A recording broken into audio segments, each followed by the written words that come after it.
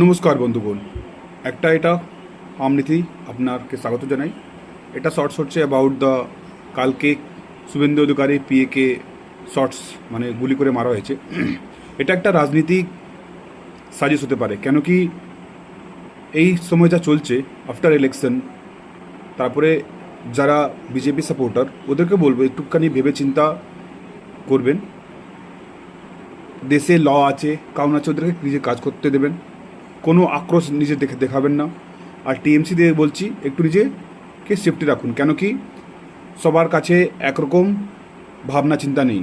তাহলে এই ভিডিওটা সেজন্য হলো কি যারা যারা অল বিজেপি বা যারা ভাবছেন কি টিএমসি করেছে, নিজে একটু সামলান, ভাবুন। এটা পলিটিক্স খুব বাজে জিনিস। নেতারা কোনো দিন একসাথে ভিড়ে না, আমরা জনতা ওর জন্যে দায়ী হই। তাহলে বলছি একটু ভেবে চিন্তা করা আপনারা কিছু করবেন। ধন্যবাদ। জয় হিন্দ, জয় ভারত, বন্দে মাতরম।